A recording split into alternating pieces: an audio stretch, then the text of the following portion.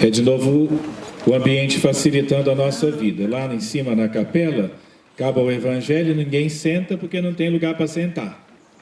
Aqui ainda tem. Tem que aumentar o número de cadeiras porque tem aumentado o número de gente, nós vamos resolver isso.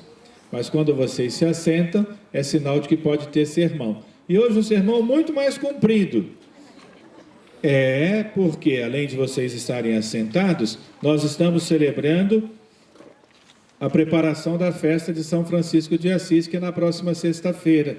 Aliás, a missa de sexta-feira vai voltar a ser aqui embaixo, para todo mundo que quiser poder participar, para ninguém ficar fora dessa festa. Então, na próxima sexta-feira, dia 4, nós vamos celebrar São Francisco aqui, os freis todos do convento, 15 horas.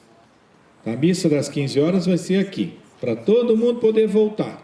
A turma das cadeiras já está convocada para colocar a cadeira aqui de novo, tá bom? Aliás, eles sempre fazem isso com muito carinho e merecem nossa salva de palmas agradecida. Além de celebrar a preparação da festa de São Francisco, hoje é festa dos Santos Anjos.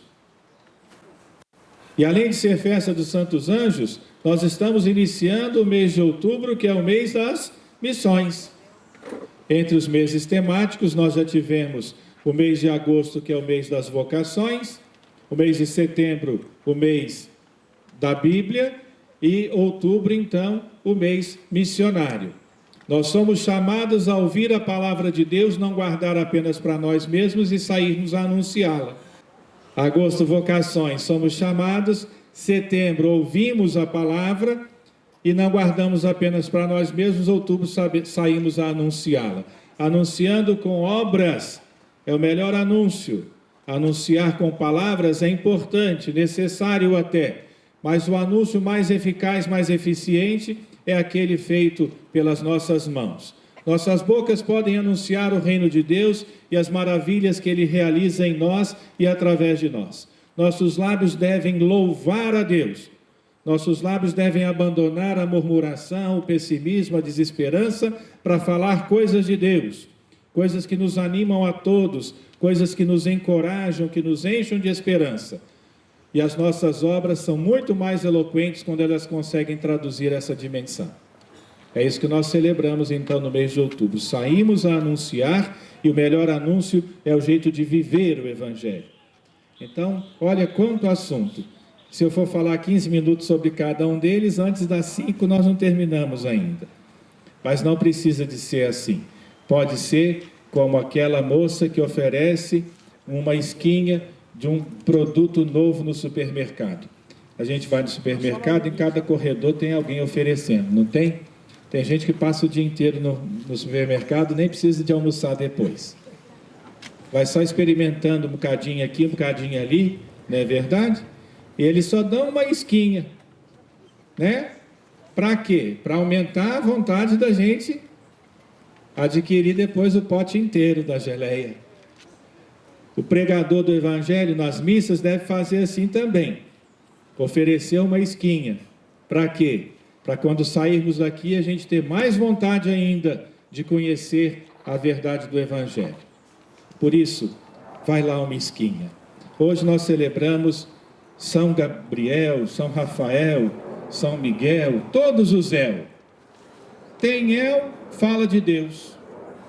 El, esse final, fala de Deus.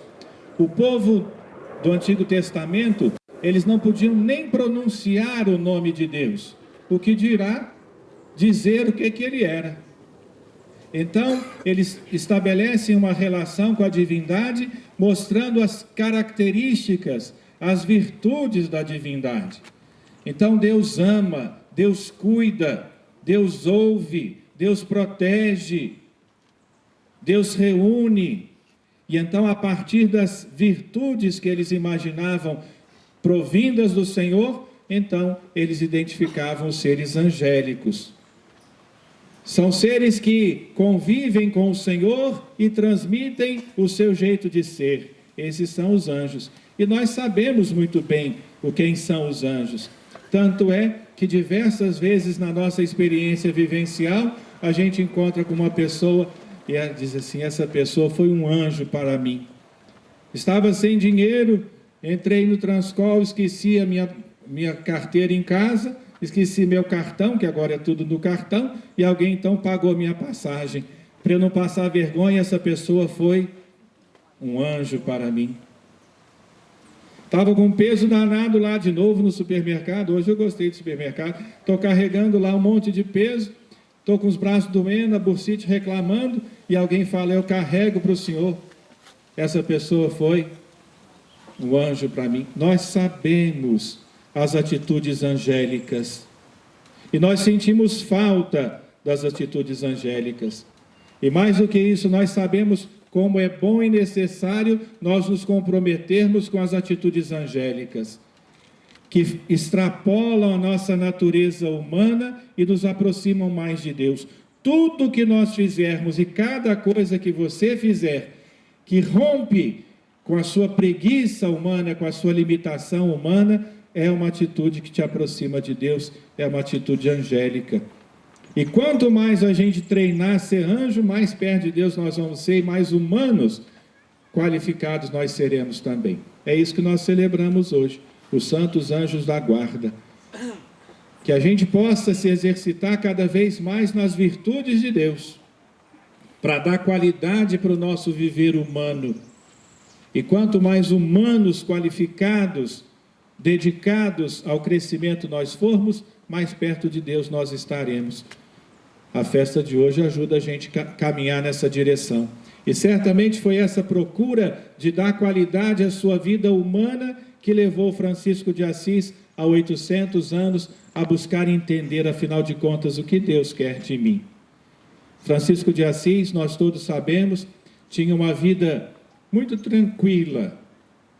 O seu pai estava se transformando numa pessoa famosa, uma pessoa que estava reunindo muito dinheiro, não era nobre, mas estava quase alcançando um título assim de nobreza, era um grande comerciante. E São Francisco queria, como todos os jovens do seu tempo, certamente, queriam ser famosos, fazer grandes coisas. E aí o que ele procurou fazer? Foi para a guerra. Porque, afinal de contas, esse era o caminho para ser famoso. Esse era o caminho para juntar dinheiro, juntar fama e ser nobre. Se não era nobre de origem, iria ser nobre pelos grandes feitos.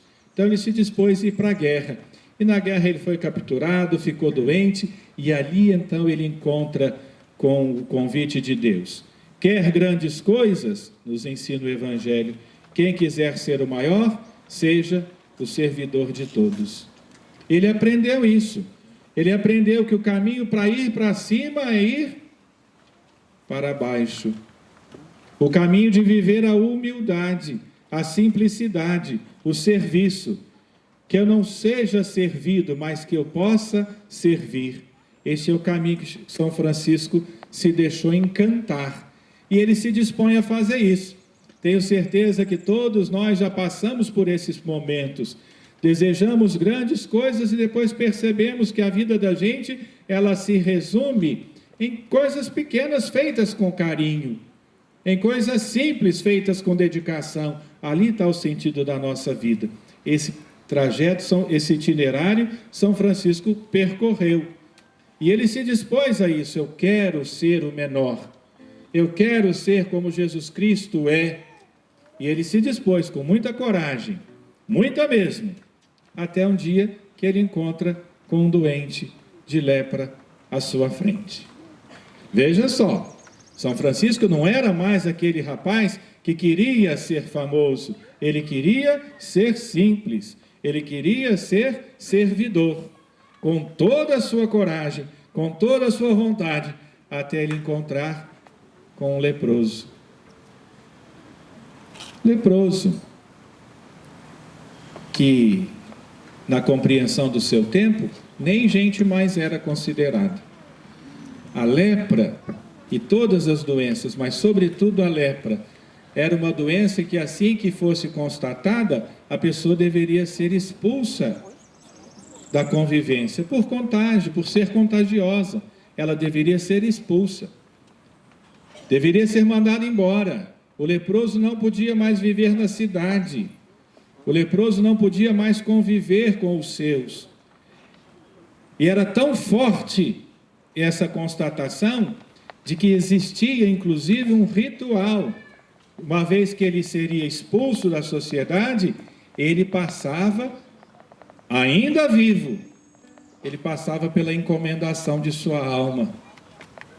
Ele se apresentava diante do padre e o padre já encomendava, porque na hora que ele morresse já estava feito o serviço. Era esse grau. Não é uma doencinha qualquer, era a negação da vida. O leproso tinha a vida negada. Era alguém que já havia morrido. E ele se apresenta diante de São Francisco, que queria servir, que queria ser de Deus, que queria buscar a sua vocação. E aí o que São Francisco faz? No primeiro momento, quer ir embora. Quer ir embora. Não suporta. Fala assim, olha, eu quero servir a Deus, mas isso é demais para mim. Eu quero ser santo, mas isso eu não estou tolerando não. Eu quero buscar, mas isso mais ou menos como a gente. Eu gosto muito de ir à igreja. Ah, mas aquela minha nora ninguém suporta. Eu acompanho a novena do Divino Pai Eterno na televisão todo dia. Mas aquele meu vizinho, eu não posso nem ouvir a voz dele. E assim eu poderia ir multiplicando os exemplos. Às vezes nós temos uma grande vontade, como São Francisco tinha.